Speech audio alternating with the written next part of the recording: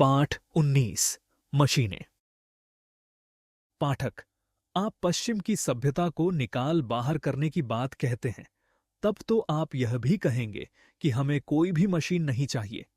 संपादक, मुझे जो चोट लगी थी उसे यह सवाल करके आपने ताजा कर दिया है। मिस्टर रमेश चंद्र दत्त की पुस्तक हिंदुस्तान का आर्थिक इतिहास जब मैंने पढ़ी तब भी मेरी ऐसी हालत हो गई थी। उसका फिर से विचार करता हूं तो मेरा दिल भर आता है। मशीन की झपट लगने से ही हिंदुस्तान पामाल बर्बाद हो गया है। मैनचेस्टर ने हमें जो नुकसान पहुंचाया है उसकी तो कोई हद ही नहीं है।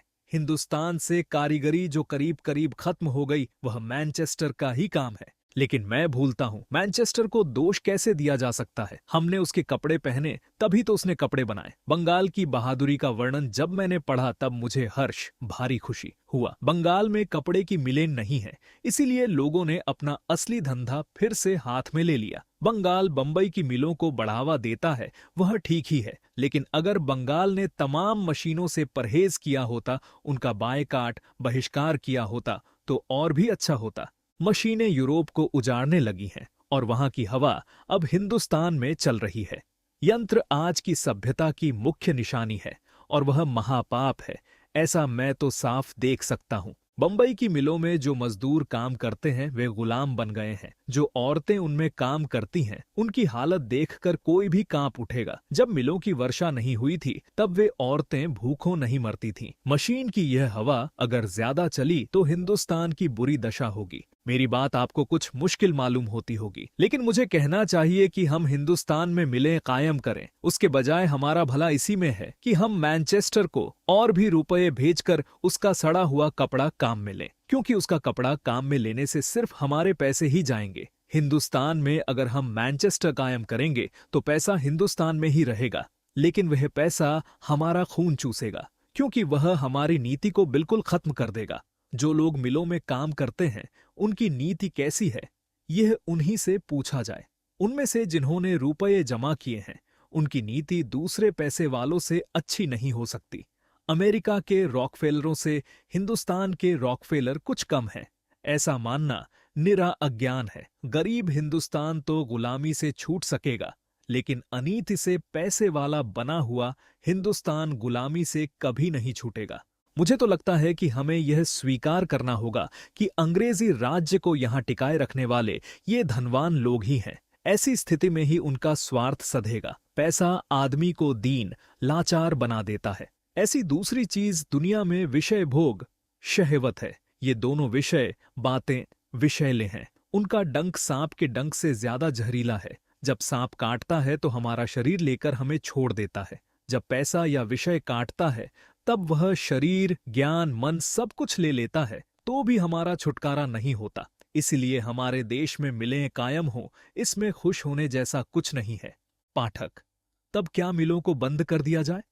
संपादक, यह बात मुश्किल है। जो चीज स्थायी या मजबूत हो गई है उसे निकालना मुश्किल है, इसीलिए काम शुरू न करना पहली बुद्धिमानी है। मिल मालिकों की ओर हम नफरत की निगाह से नहीं देख सकते, हमें उन पर दया करनी चाहिए। वे यकायक मिलें छोड़ दें यह तो मुमकिन नहीं है, लेकिन हम उनसे ऐसी विनती कर सकते हैं कि वे अपने इस साहस को बढ़ाएं नहीं। अगर वे देश का भला करना चाहें तो खुद अपना काम धीरे धीरे कम कर सकते हैं। वे खुद पुराने प्रौढ़ पवित्र चरखे देश के हजारों घरों में दाखिल कर सकते हैं और लोगों का बुना हुआ कपड़ा लेकर उसे बेच सकते हैं। अगर वे ऐसा न करें तो भी लोग खुद मशीनों का कपड़ा इस्तेमाल करना बंद कर सकते हैं। पाठक, यह तो कपड़े के बारे में हुआ, लेकिन यंत्र की बनी तो अनेक चीजें हैं।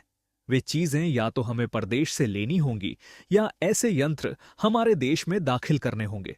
संपादक, सचमुच हमारे देव मूर्तियान भी जर्मनी के यंत्रों में बनकर आते हैं, तो फिर दियासलाई या आल्पिन से लेकर कांच के झाड़ फानूस की तो बात ही क्या। मेरा अपना जवाब तो एक ही है, जब ये सब चीजें यंत्र से नहीं बनती थीं, तब हिंदुस्तान क्या करता था वैसा ही वह आज भी कर सकता है। जब तक हम हाथ से आल्पिन नहीं बनाएंगे तब तक उसके बिना हम अपना काम चला लेंगे। झाड़ फानूस को आग लगा देंगे, मिट्टी के दिए में तेल डालकर और हमारे खेत में पैदा हुई रुई की बत्ती बनाकर दिया जलाएंगे। ऐसा करने से हमारी आंखें खराब होने से बचेंगी, पैसे बचेंगे और हम स्वदेशी रहेंगे, बनेंगे और स्वराज्य की धूनी जगाएंगे।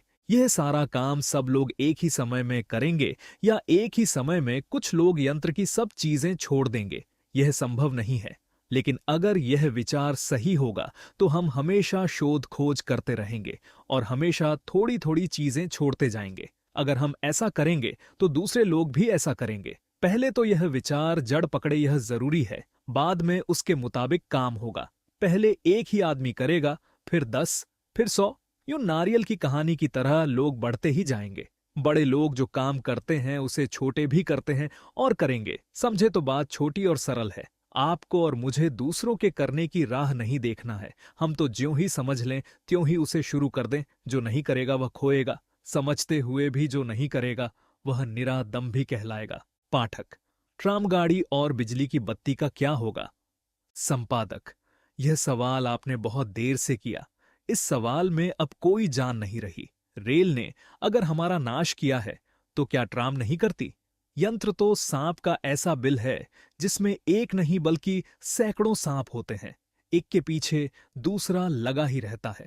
जहां यंत्र होंगे वहां बड़े शहर होंगे, जहां बड़े शहर होंगे वहां ट्राम गाड़ी और रेलगाड़ी होगी, वहीं बिजली की बत्ती की जरूरत रहती है। आप जानते होंगे कि विलायत में भी देहातों में बिजली की बत्ती या ट्राम नहीं है।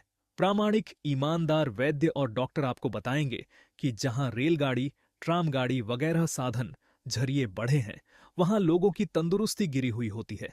मुझे याद है कि यूरोप के एक शहर में जब पैसे की तंगी हो गई थी तब ट्रामों, वकीलों और डॉक्टरों की आमदनी घट गई थी, लेकिन लोग तंदुरुस्त हो गए थे। यंत्र का गुण तो मुझे एक भी याद नहीं आता, जबकि उसके अवगुणों से मैं पूरी किताब लिख सकता हूं। पाठक, यह सारा लिखा हुआ यंत्र की मदद से छापा जाएगा और उसकी मदद से बांटा जाएगा। यह यंत्र का गुण है या अवगुण? संपादक, यह जहर की दवा जहर है की मिसाल है। इसमें यंत्र का कोई गुण नहीं है। यंत्र मरते मरते कह जाता है कि मुझसे बचिए, होशियार रहिए, मुझसे आपको कोई फायदा नहीं होने का। अगर ऐसा कहा जाए कि यंत्र ने इतनी ठीक कोशिश की तो यह भी उन्हीं के लिए लागू होता है जो यंत्र के जाल में फंसे हुए हैं। लेकिन मूल बात न भूलिएगा, मन में यह तय कर लेना चाहिए कि यंत्र खराब चीज है, बाद में हम उसका धीरे धीरे नाश करेंगे। ऐसा कोई सरल, आसान, सीधा रास्ता कुदरत ने ही बनाया नहीं है कि जिस चीज की हमें इच्छा हो वह तुरंत मिल जाए। यंत्र के ऊपर हमारी मीठी नजर के बजाय जहरीली नजर पड़ेगी तो आखिर वह जाएगा ही।